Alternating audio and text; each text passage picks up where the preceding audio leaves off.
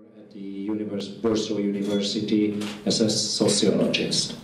Am I right? Yeah. Yes, thank you very much, Istvan. Thank you. Thank you, Karolina, and your floor is yours. Yes, thank you very much for this introduction and also for having me here.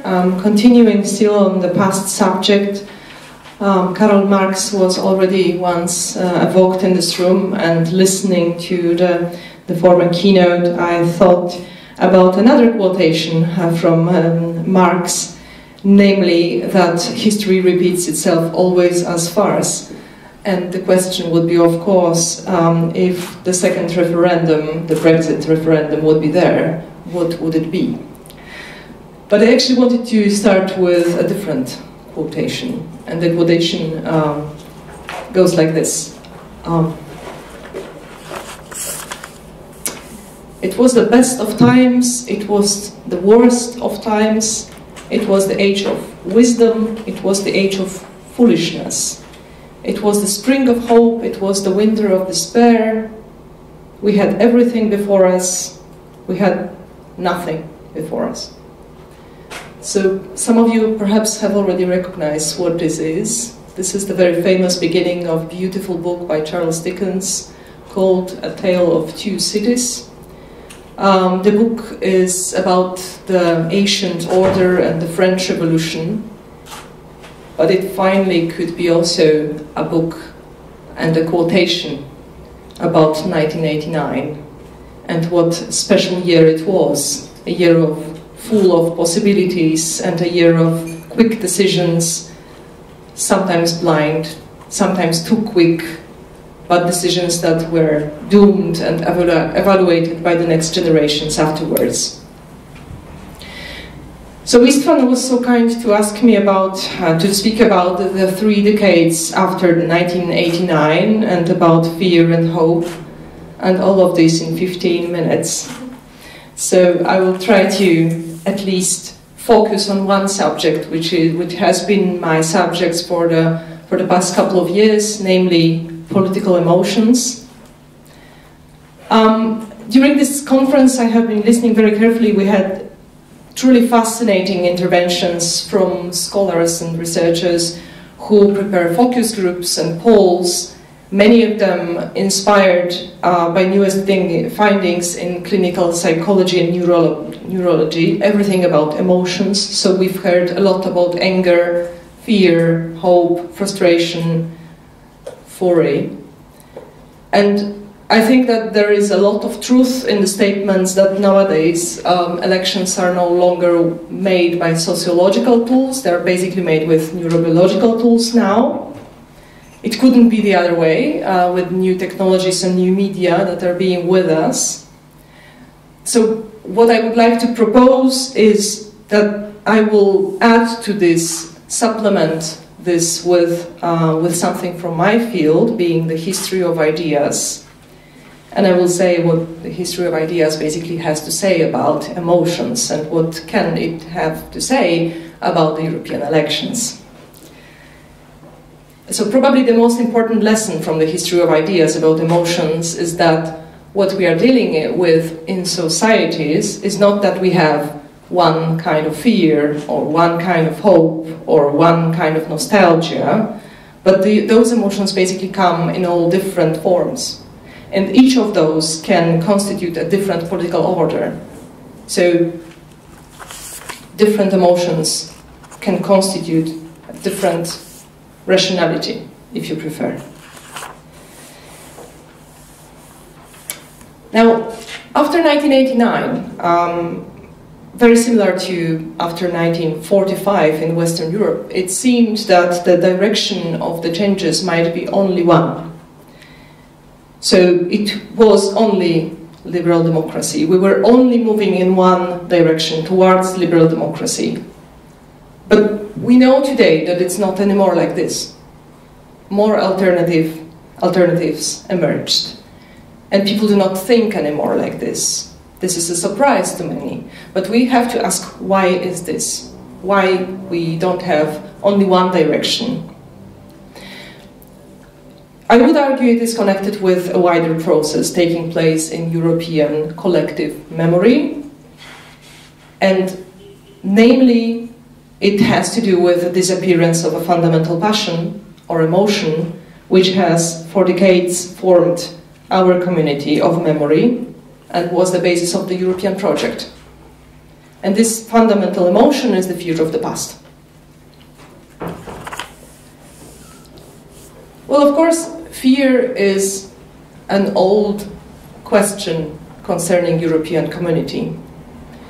And to elaborate further on that, I would like to refer to another beautiful book which was written by Thucydides, and the name of the book is The Peloponnesian War. This book contains two portraits of fear. The first portrait of fear is depicted by Thucydides in Pericles' funeral oration, in which we find that the Athenians are people obedient to law. They basically have a certain fear of law, and the fear of law is based on their respect for the state and the experience of past, also experience of past wars. So let me generalize on that and say that this is the fear of the past. This fear of the past results with a certain lawfulness of all society and with a certain kind of hope, which is the hope for common good, achieving common good in the future. Now, this is a very different portrait of passions or emotions than the one that is brought by modern clinical psychology or neurology, because in Thucydides and also in other classics of political thinking, emotions are not cognitive states that you can educate collectively, but they are forces that have the power to shape the whole community. And when I now come to the post-war Europe again, a very similar fear of the past shaped what I would call the era of nie wieder. So when the Europeans were escaping from the fear of the past, escaping from the past, they were thinking about these horrible atrocities, and they wanted to respond with fear, but also with foundation of liberal democracy being the rule of law, constitutionalism, division of powers. And when in 1989 we also departed from the year zero in post-communist countries, we also almost automatically took the same direction.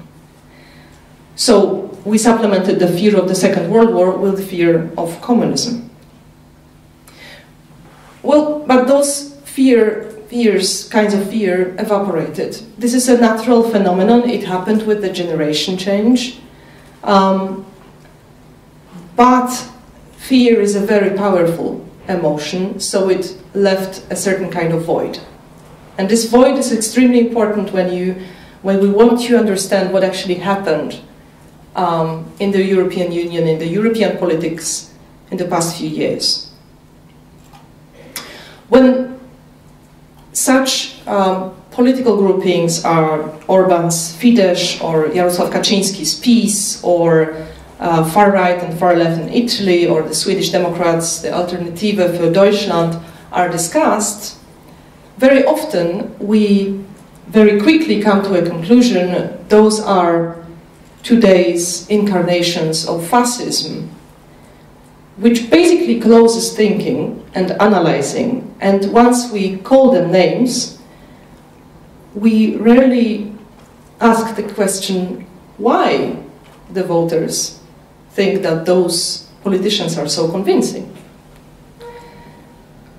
So I argue that they all channel some very important social emotion which emerged after the departing of the Nie wieder era, and this is a new kind of fear. Now, to explain what kind of fear this is, I would like to go back to Thucydides and the second portrait of fear that he depicts in the Peloponnesian War, just a couple of pages after the Pericles' funeral oration. We find a depiction of the Athenian plague. So people are dying of a terrible disease. And the fear of the past and the fear of the law is evaporated, and another fear emerges, and this is the fear of death. So, with the fear of death, a certain lawlessness spreads, and people basically seek for their own comfort, and they try to fulfill their desires before they die. With this fear, a certain kind of hope is also coupled, and this is the hope for material goods. So, death is inevitable. If we are sick, we have to die. The only thing we can do is to think about material goods and desires. So this is the fear of the future, which takes the place of the fear of the past. And I believe this is exactly what has happened in Europe throughout the last few decades. Namely, the fear of the past has been supplemented, has been exchanged into the fear of the future.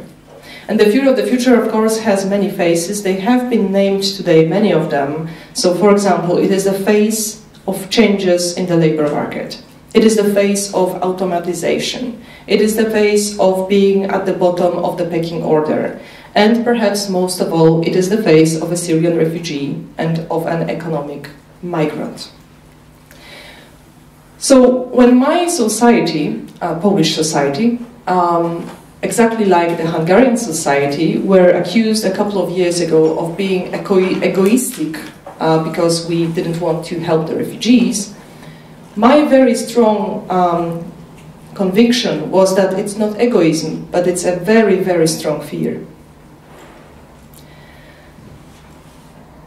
Now, the paradox was that illiberal Democrats or populists, or you call them how you like, there are many names they are called with, were able to articulate this fear very, very quickly and exceptionally well.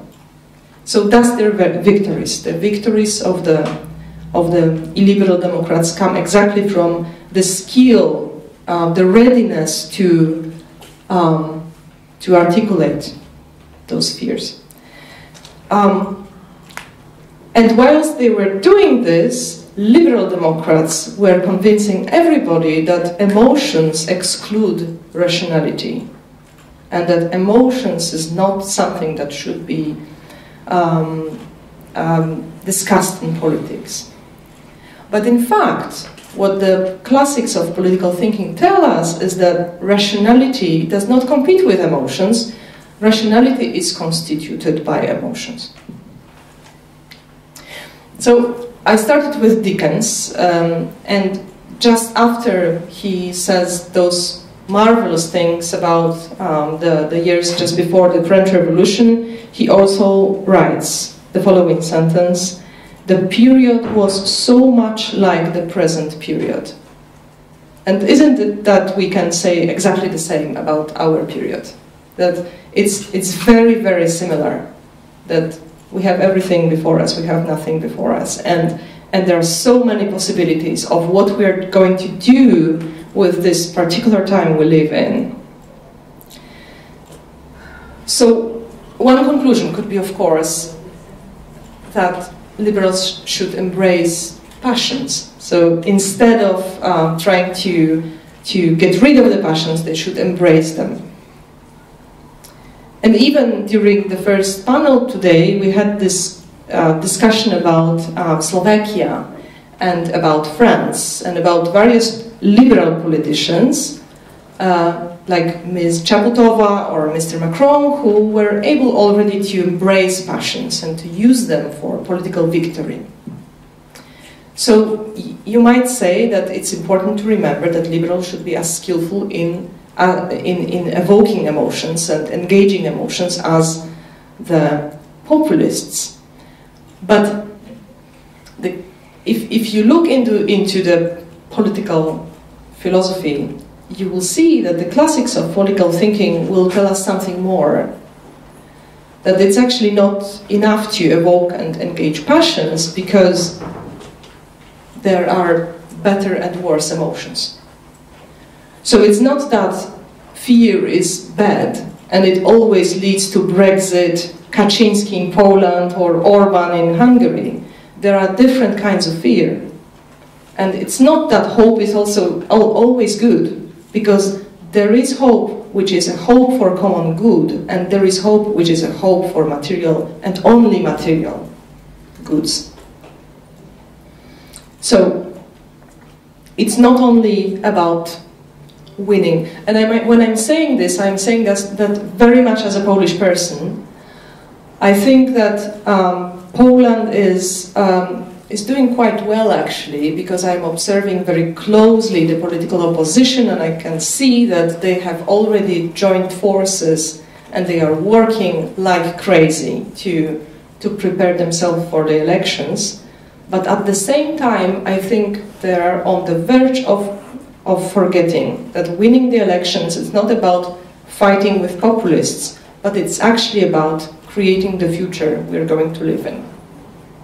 So